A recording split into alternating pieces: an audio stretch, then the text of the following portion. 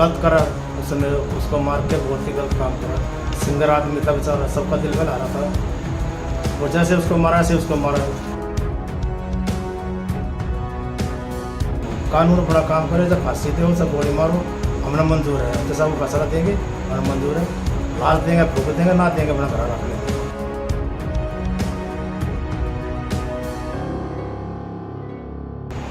इलाज से भी सर जो गया जी, मतलब बार बिना निकलती ही अगर इतना बढ़िया काम था इनका, इतनी इज्जत बन रही थी। आज मेरे बेटे ने इज्जत को फेर दी मारी। आज हम बाहर निकलने राख नहीं रहे। 19 साल के शार्प शूटर अंकित सिरसा का चेहरा जब से बेनकाब हुआ है, तब से उसके माँ बाप के चेहरे पर शर्म का ऐसा नकाब पड़ गया है जो ना तो उन्हें जीने दे रहा है न मरने। जब भी वो घर से बाहर निकलते हैं तो लोग कहते हैं वो देखो, ये उसी अंकित के माँ बाप हैं जिसने चंद पैसों के लिए एक मशहूर सिंगर की छाती में दोनों हाथों से 20 गोलियां मारी थी। हम गली में मैं सुबह शाम या ड्यूटी पर जाता हूँ तो कहता है वो अंकित का पता नहीं जा रहा, इस लड़के ने इतना बड़ा अपराध कर दिया। हमारा तो निकलना ही बहुत समझना शर्म की बात हो रही थी। मरने का जंगा से नहीं, कित मरे जाकर।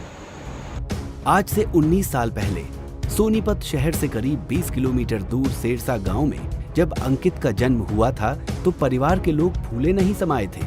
ढोल नगाड़े बजे थे, मिठाइयां बांटी गई थी।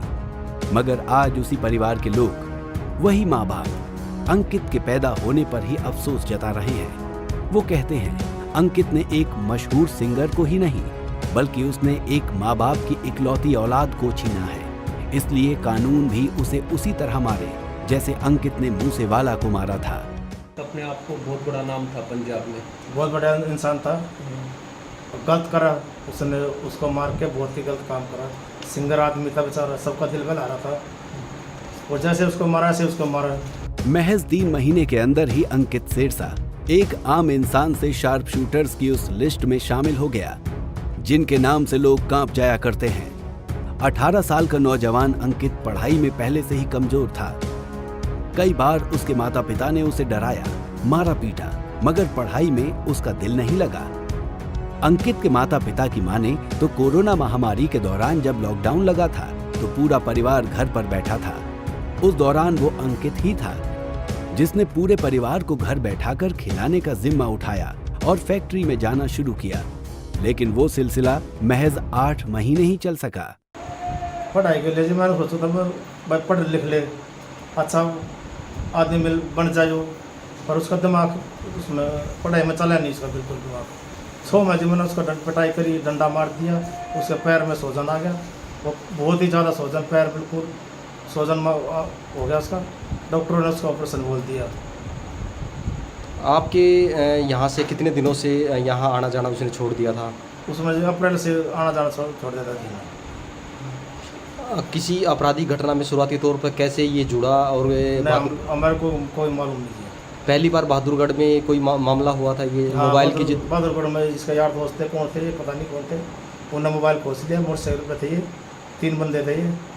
पीछे वाले ने मोबाइल खोस लिया, उसके कारण ये जज्जर में जेल में बंद रहा था अब तक।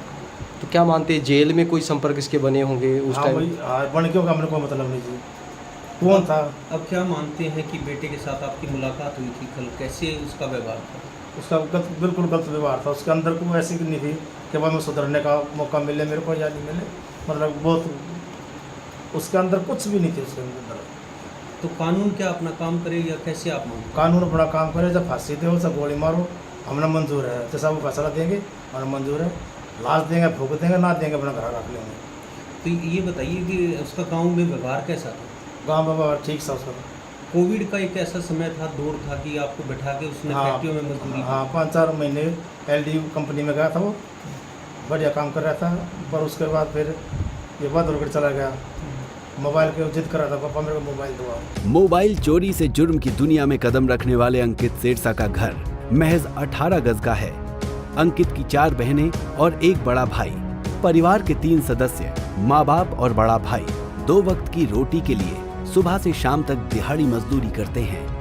अंकित के गैंगस्टर बनने के बाद उसका पूरा परिवार घर की 4 दीवारी में कैद होने को मजबूर हो गया है, क्योंकि जब भी परिवार के लोग घर से बाहर निकलते हैं तो लोग ताने कसते हैं। छोटा बेटा बहुत लाडला होता है और अंकित भी लाडला रहा था। लाडला तो गणाया था जी, पर लेकिन पत्थर का दिल होगा मेरा, बेटे ने पत्थर का दिल बना लिया। अब जैसे उसने इतना बड़ा कांड कर दिया है तो अब लज्जा से सिर झुक गया है। लाज से भी सर झुक गया जी, मैं तो बाहर बिना निकलती ही। अगर इतना बढ़िया काम था इनका, इतनी इज्जत बन रही थी, आज मेरे बेटे ने इज्जत बखेर दी हमारी। आज हम बाहर निकलने राख नहीं रहे। अंकित सेरसा आज भले ही 19 साल की उम्र में गैंगस्टर बन गया हो, मगर जब तक वो गांव में रहा उसका व्यवहार अच्छा रहा। घर में सबसे छोटा था, इसलिए माँ बाप का लाड़ प्यार भी उसे सबसे ज्यादा मिला। मगर लाख कोशिशों के बावजूद अंकित पढ़ाई में इतना कमजोर था कि मुश्किल से वो 9वीं पास कर पाया।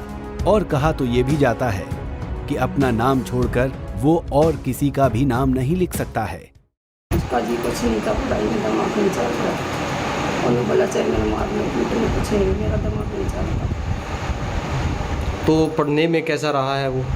पढ़ने में जी कुछ ना होता उसमें, अपना नाम लिखने में अपना नाम लिखना होता जी, बाकी किसी का नहीं होता। आपने उसको जन्म दिया, क्या पता था कि ऐसा निकलेगा? हाँ जी, मन के बेरा था मेरी कोख तो ऐसा पैदा होगा, अब तुम्हारा इतना नाम रोशन करवाओगा। बुरे काम का नतीजा भी बुरा ही होता है। अंकित ने मूसेवाला को मारा तो अब अंकित भी सलाखों के पीछे पहुंच गया है। मगर कहीं ना कहीं अंकित के गुनाहों की सजा उसका परिवार भी भुगत रहा है। आपको बता दें, अंकित सेरसा ने सबसे नजदीक से सिद्धू मूसेवाला पर दोनों हाथों से गोलियां बरसाई थी, जिसका खुलासा होने के बाद अंकित का परिवार घर की चारदीवारी में मानो कैद सा हो गया है। मां अपनी कोख पर लज्जा महसूस कर रही है, जबकि दिहाड़ी मजदूरी करने वाला पिता अपना चेहरा छुपाते छुपाते भटकने को मजबूर है।